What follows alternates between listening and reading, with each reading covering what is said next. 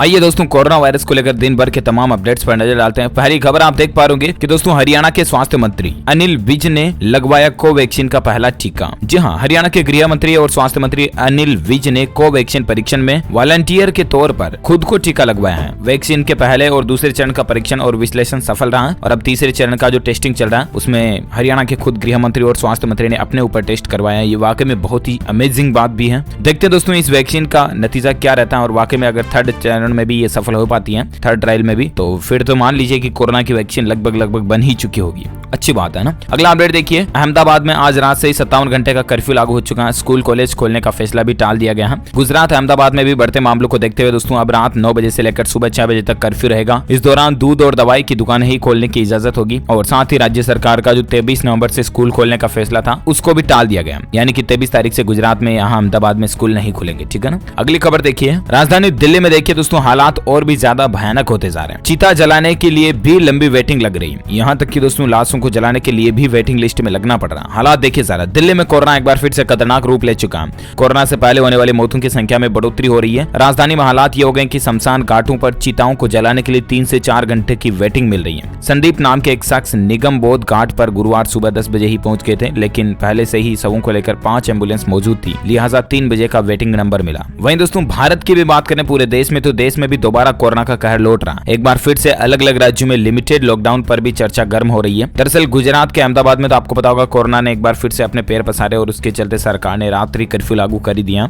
अब दूसरे राज्यों की सरकारें जो है ना वो भी दोस्तों लॉकडाउन लगाए जाने पर विचार कर रही है। देखते हैं आखिर केंद्र सरकार की तरफ से और राज्य सरकारों की तरफ से और क्या अपडेट आता है। मध्य प्रदेश में भी कोरोना को लेकर आज समीक्षा की बैठक होने वाली है। इसके अलावा दिल्ली में भी स्थिति गंभीर चल रही है। 31 दिसंबर तक मुंबई में सभी स्कूल वगैरह बंद रहेंगे, ये फैसला आ चुका है। और देश में अब तक 1,32,000 कोरोना संक्रमितों की मौत होने की खबर है। एग्जैक्ट भारत के आंकड़ों की बात करें दोस्तों तो पिछले 24 घंटों के दौरान 45,000 नए केस देखे गए। ठीक है ना। और उसके बाद 90 लाख से ज्यादा कुल संक्रमित केस भारत में हो चुके हैं। 90,04,000 से भी ज्यादा आंकड़ा पहुंच गया। हालांकि उनमें से एक्टिव केस जो है वो 4,43,000 ही है, जबकि 84,28,000 से भी ज्यादा मरीज ठीक हो चुके हैं। वहीं वायरस के कारण भारत में मरने वालों की कुल संख्या का आंकड़ा 1,32,000 पहुंच चुका। तो ये तो रहा भारत में आज का ताजा कोविड डेटा, राइट। और आइए अब नजर डालते दोस्तों देश से जुड़ी कुछ और बड़ी खबरों में, जहां अपडेट देखिए। दिल्ली में बढ़ते कोरोना केस के ऊपर दिल्ली के मुख्यमंत्री अरविंद केजरीवाल का बयान सामने देखने को मिला। आखिर क्या कहा उन्होंने, तो मैं आपको बता दूं, मुख्यमंत्री अरविंद केजरीवाल ने गुरुवार को दिल्ली सरकार के कोविड अस्पताल दीनदयाल उपाध्याय अस्पताल का दौरा करने पहुंचे।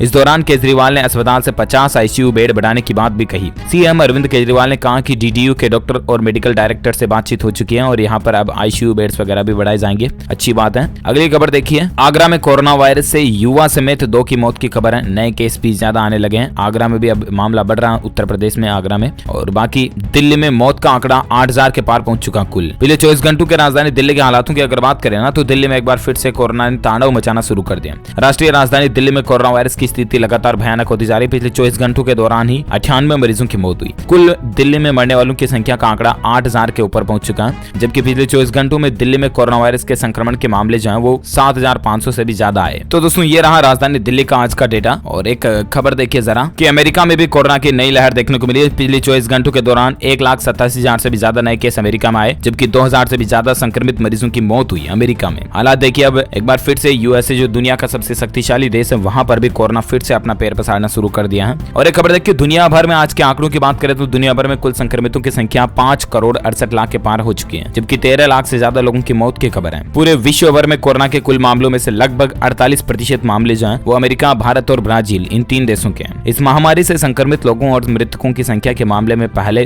दूसरे और तीसरे स्थान पर क्रम से अमेरिका, भारत और ब्राजील है। तो ये कुछ मसला चल रहा है। और साथ ही अगली खबर आप देख सकते हैं, हिमाचल प्रदेश में भी 10 पॉजिटिव मरीजों की मौत होने की खबर है। 2 विधायकों समेत 736 नए संक्रमित पाए गए हैं। कोरोना को लेकर अगला अपडेट देख पा रहे होंगे दोस्तों की राजस्थान राज्य में कोरोना के बढ़ते संक्रमण के बीच मुख्यमंत्री अशोक गहलोत ने निजी अस्पतालों के संचालकों से बातचीत की, संवाद किया और चिंता भी जाहिर की। गहलोत आम जन से लगातार हेल्थ प्रोटोकॉल की पालना की अपील कर रहे हैं, लेकिन फिर भी जनता लापरवाही बरत रही है। मुख्यमंत्री ने शुक्रवार को निजी अस्पतालों के संचालकों से संवाद किया। वीडियो कॉन्फ्रेंसिंग के जरिए कोरोना मरीजों को लेकर की जा रही व्यवस्थाओं के बारे में जानकारी भी ली। साथ ही चिकित्सकों से कोरोना संक्रमण को लेकर चर्चाएं भी की। प्राइवेट अस्पतालों में इलाज की स्थिति, सुविधाएं और राज्य सरकार द्वारा जारी गाइडलाइन की पालना तथा कोरोना इलाज में उनकी भूमिका को और भी ज्यादा प्रोत्साहित करने के संबंध में इस वीडियो कॉन्फ्रेंस में राज्य के वरिष्ठ अधिकारियों के अलावा निजी अस्पतालों के प्रतिनिधि तथा संभागीय आयुक्त एवं जिला कलेक्टर भी शामिल रहे। तो ये राजस्थान राज्य का मसला चल रहा। साथ ही खबर है दोस्तों की 2024 तक भारत के हर नागरिक तक कोरोना की वैक्सीन पहुंच जाएगी, ये कहना SII की तरफ से। जी हाँ, सीरम इंस्टीट्यूट ऑफ इंडिया के CEO आदर पूनावाला ने कहा दोस्तों की साल 2024 तक संभवतः हर भारतीय तक कोरोना की वैक्सीन पहुंच जाएगी। मीडिया सम्मेलन में बातचीत करते हुए पूनावाला बोलते हैं कि ऑक्सफोर्ड एस्ट्राजेनेका कोविड-19 वैक्सीन अगले साल फरवरी तक स्वास्थ्य कर्मियों और बुजुर्गों के लिए अवेलेबल हो जाएगी और आम नागरिकों के लिए यह अप्रैल से मिलना भी शुरू हो जाएगी। तो ये वाकई में राहत की बात है। और अगली खबर देखिए जरा, कोरोना संकट को देखते हुए दोस्तों 31 दिसंबर तक BMC के सभी स्कूल बंद रहेंगे, आदेश जारी हो चुका। मुंबई के अंदर ब्रिन मुंबई की तरफ से यह फैसला लिया गया है। 31 दिसंबर तक महाराष्ट्र की राजधानी मुंबई में स्कूल वगैरह बंद रहेंगे, ठीक है ना। अगली खबर देखिए दोस्तों, इस गाँव के एक शख्स को छोड़कर सभी आए कोरोना की चपेट में। 52 साल के भूषण आखिर कैसे सुरक्षित रहे। दरअसल हिमाचल प्रदेश में भी कोरोना महामारी बढ़ रही है, लेकिन लाहौल स्पीति का हैरान कर देने वाला एक मामला सामने देखने को मिला। दरअसल हिमाचल प्रदेश की लाहौल घाटी के थोरांग गांव में एक शख्स को छोड़कर बाकी पूरे गांव के लोग संक्रमित हो गए। ये शख्स कोरोना वायरस के बीच ही रह रहा है, लेकिन फिर भी वायरस की चपेट में नहीं आया। 52 साल के भूषण ठाकुर थोरांग गांव में अकेले ऐसे शख्स बचे जो कोरोना से बचे हुए हैं।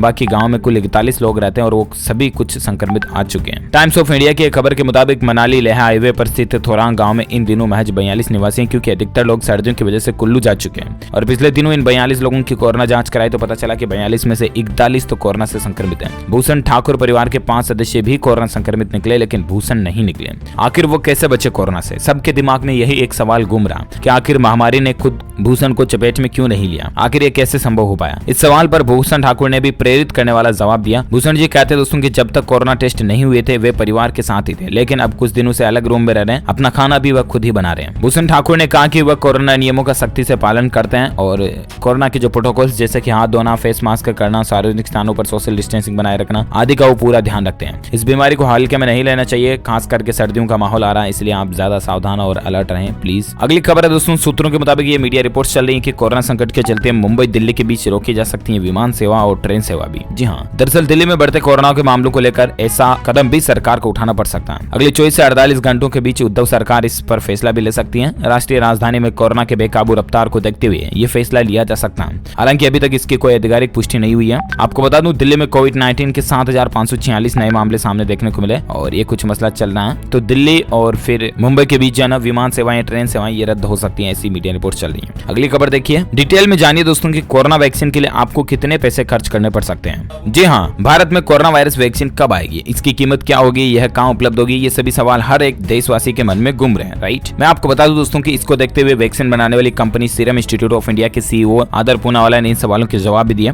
उनका कहना है दोस्तों कि ऑक्सफोर्ड की कोविड-19 वैक्सीन स्वास्थ्य कर्मियों और बुजुर्गों के लिए तो फरवरी में आ जाएगी, आम जनता के लिए अप्रैल तक आ जाएगी। और उन्होंने कहा कि इसके लिए 2 डोज की कीमत अधिकतम 1,000 रुपए होगी। उनका मानना है दोस्तों कि 2024 तक हर भारतीय को टीका लग जाएगा। और प्राइस की जब आपके मन में सवाल है तो लगभग 1,000 रुपए में आपको कोरोना वायरस का वैक्सीन का टीका जो वो मिल जाएगा, ठीक है ना। अगली खबर देखिए, कोरोना वायरस पर मास्क न पहनने पर दिल्ली पुलिस ने 2110 चालान काटे। आपको पता होगा हाल ही में राजधानी दिल्ली में सरकार ने यह भी नियम बनाया था कि पहले जो मास्क नहीं पहनने वालों के लिए जो जुर्माना था वो 500 रुपए था, उसको भी बढ़ाकर 2,000 जुर्माना कर दिया। और ऐसे में आप देखिए, मास्क नहीं पहनने वालों के जो दिल्ली पुलिस चालान काट रही है, 2,000 से भी ज्यादा चालान काट दिए गए। इसके बाद चालान का कुल आंकड़ा जो है वो 4,98,984 हो चुका है। मतलब कल 2,000 काटे और कुल तो चालान लगभग 5 लाख तक काट दिए। देखिए दिल्ली सरकार अब धीरे धीरे सतर्क होती जा रही है, अच्छी बात है। अगली खबर देखिए दोस्तों की वैक्सीन में कहीं भी बने, लेकिन सबकी नजरें भारत पर है। पूरी दुनिया की जो नजरें है ना वो भारत पर टिकी हुई है। कोरोना वायरस संक्रमण के जूझते हुए पूरी दुनिया को बीते 10 महीने हो चुके हैं और दुनिया के सभी देश कोरोना वायरस के खिलाफ लड़ने के लिए वैक्सीन भी बनाने में जुटे हुए हैं। इसमें कुछ देशों को आंशिक तौर पर सफलता मिलती भी दिख रही है। रूस की स्पुतनिक वैक्सीन और अमेरिका में मॉडर्ना, इंक व फाइजर जैसी कंपनियों ने उम्मीद की किरण भी दिखाई है। लेकिन फिर भी दोस्तों भारत के ऊपर जो दुनिया के तमाम देश है ना वो नजरें टिकाए हुए हैं कि आखिर वैक्सीन भारत से देखने को मिल सकती है, क्योंकि भारत प्रोडक्शन ज्यादा कर सकता है इसीलिए। और बाकी अपडेट देख सकते हैं कि हरियाणा में 30 नवंबर तक सभी सरकारी और प्राइवेट स्कूल वगैरह बंद रहेंगे, ये फैसला लिया गया है। मुंबई में 1 दिसंबर कर दिया। ओके दोस्तों, तो कोरोना वायरस को लेकर आज दिन भर के तमाम अपडेट्स उम्मीद आपको जानने मिलेंगे। वैसे आप मुझे नीचे कमेंट्स करके बताइएगा कि आप कौन से राज्य में रहते हैं, ताकि मैं आपके राज्य के समाचार भी आपके मोबाइल तक पहुंचा पाऊंगा। बाकी इस वीडियो को लाइक करना, शेयर भी करना अपने दोस्तों के साथ फेसबुक और व्हाट्सएप पर। और हाँ, अगर आप